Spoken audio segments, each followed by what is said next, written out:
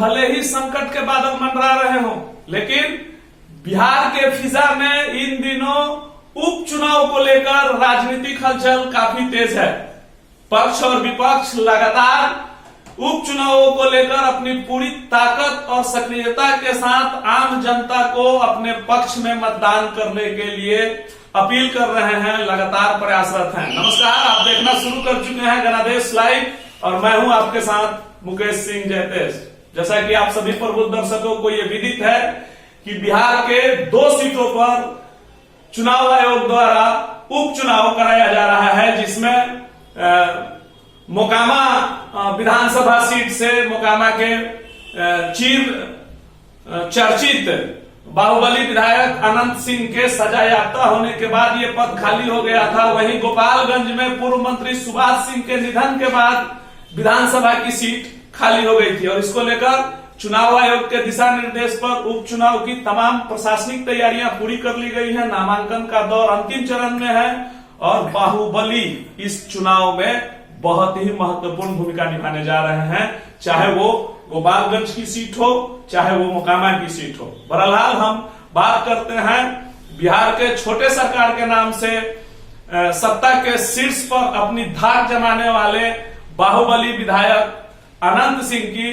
तो अनंत सिंह के जेल जाने के बाद उनकी पत्नी इस समय चुनावी मैदान में है और आरजेडी के टिकट पर ताल ठोक रही हैं। साथ ही मोकामा वाले ललन सिंह, जो अनंत सिंह के बहुत ही चिर प्रतिद्वंदी माने जाते हैं, और अनंत सिंह और मोकामा वाले ललन सिंह के जो राजनीतिक टक्कर है, जो दुश्मनी है, वो किसी से नहीं छुपा है। तो कहीं ना कहीं मोकामा का चुनाव भारतीय जनता पार्टी और महागठबंधन के लिए नाक बन चुकी है, प्रतिष्ठा का सीट बन चुकी है और इसको लेकर दोनों पार्टी लगातार एक दूसरे पर हमलावर हैं। हालांकि नामांकन अब अंतिम दौर में है। नामांकन के बाद स्क्रूटनी के बाद नाम वापसी की तिथि और उसके उपरांत मोकामा का वो महासंग्राम जो बिहार के लिए बहुत ही अहम है और कहीं ना कहीं दोनों ही मतलब पक्ष और विपक्ष, गठबंधन और महागठबंधन यानी एनडीए और महागठबंधन दोनों के लिए ही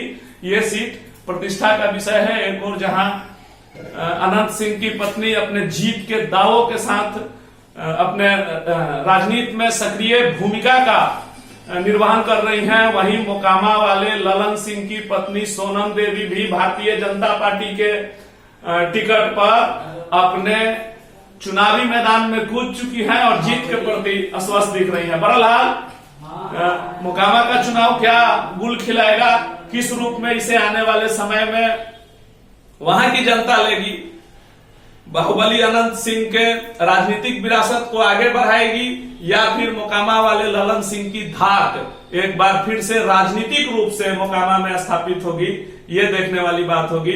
और इसको लेकर बिहार की राजधानी पटना से लेकर मोकामा के तमाम ग्रामीण इलाकों में इस बार टक्कर की बात की जा रही है ललन सिंह और अनंत सिंह के बीच में। हालांकि दोनों की पत्नियां चुनावी मैदान में हैं, लेकिन चुनाव दोनों ओर से ही काफी संघर्षपूर्ण होगा। इस बार कांटे की टक्कर देखने को मिलेगी। वहीं गोपालगंज की अगर हम बात करें तो पूर्व मंत्री सुभाष सिंह के मृत्यु के बाद खाली हुए इस पद पर, जहां भारतीय जनता पार्टी ने उनकी धर्मपत्नी को ही अपना कैंडिडेट माना है और सुभाष सिंह पर ही भरोसा जताया है। वो भारतीय जनता पार्टी के कैंडिडेट के रूप में चुनावी मैदान में ताल ठोक रही हैं। वहीं बिहार के आरजेडी सुप्रीमो और पूर्व मुख्यमंत्री लालू प्रसाद यादव और राबड़ी देवी के बेहद चहेते माने जाने वाले राबड़ी देवी के भाई साधु यादव भी भारतीय जनता पार्टी और राजद को टक्कर देने चुनावी मैदान में आ चुके हैं।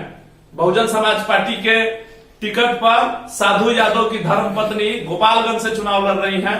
तो कहीं ना कहीं ये जो समीकरण है उस चुनाव को प्रभावित करता दिख रहा है और गोपालगंज में भी जो मुकाबला है वो कांटे का होगा।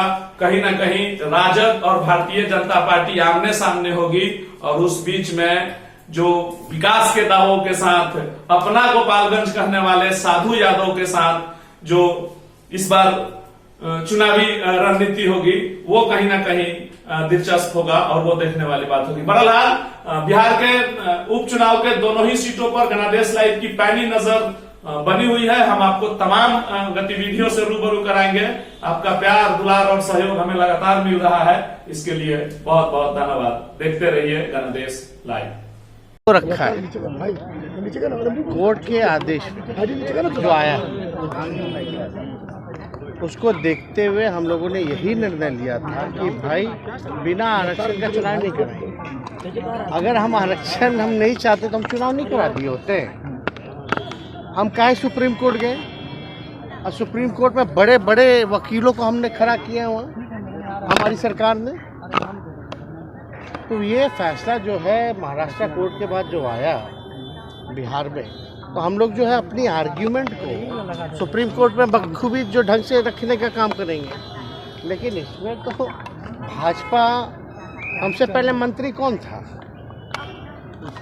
किसने गड़बड़ किया, कौन पार्टी के पास ये विभाग जो है लंबे समय तक रहा?